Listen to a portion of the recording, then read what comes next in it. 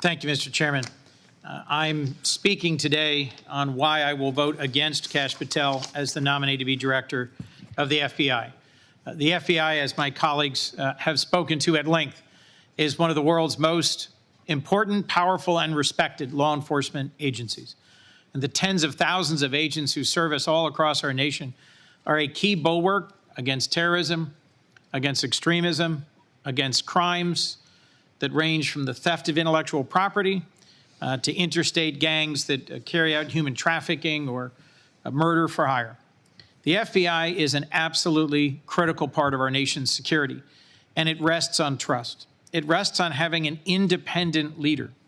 Back to the dark days of J. Edgar Hoover being a politically connected and compromised FBI leader, in the decades since his tenure ended, we have engaged in a disciplined, balanced, bipartisan process to confirm FBI directors for long terms, 10-year terms. And I have voted for Republican nominees put forward by Republican presidents. We need, as director of the FBI, someone who will stand up for the men and women of this incredible law enforcement agency. And in his testimony before this committee and in his comments and actions before coming in front of this committee, Kash Patel has shown that he is not that leader. He is already actively undermining the bureau he seeks to lead.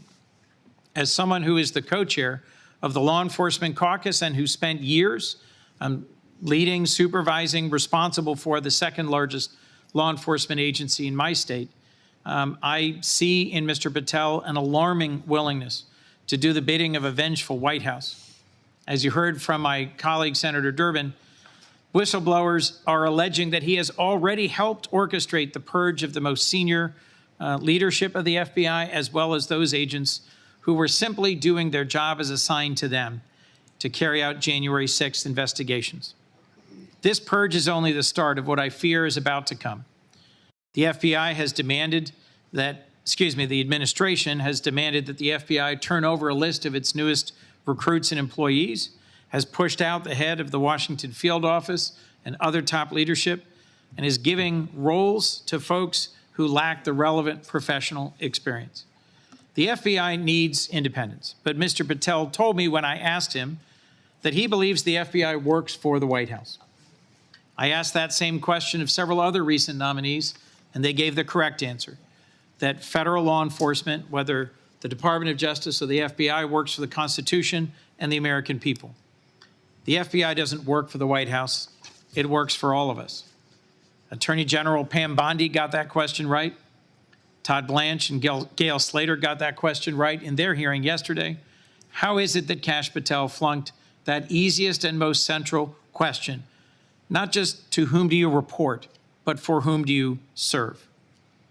As I said, we've seen what a dark chapter can be when the FBI is led by someone who is politically connected and by whom he politically corrupts the goals and purpose of the FBI, and I fear that we are heading into one of those chapters again.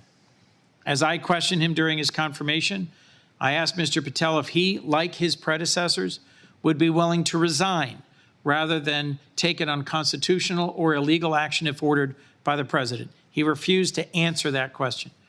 I asked him if he would resign if President Trump asked him to go after a political enemy, and he refused to answer that question.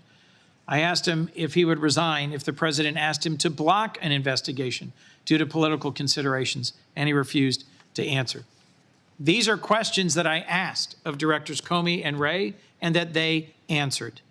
If Patel refuses to answer these simple questions, questions that I think are rooted in recent developments and in his repeated public statements, questions that his predecessors have answered clearly, forcefully, and appropriately, how can we trust him to lead the FBI?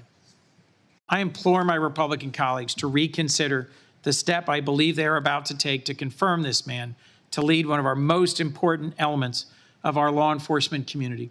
Around the world, our security depends on trust and reliability, and the national security role of the FBI director, the ways in which our FBI is critical to the work of our intelligence community and our military and others overseas as they work to keep us safe, cannot be overlooked. The men and women of the FBI deserve better than Kash Patel. To lead an agency whose watchwords are fidelity, bravery, and integrity, we need someone who has demonstrated their commitment to all three. Americans deserve better than Kash Patel. Thank you, Mr. Chairman. Senator. Thank you. Oh, well, I was told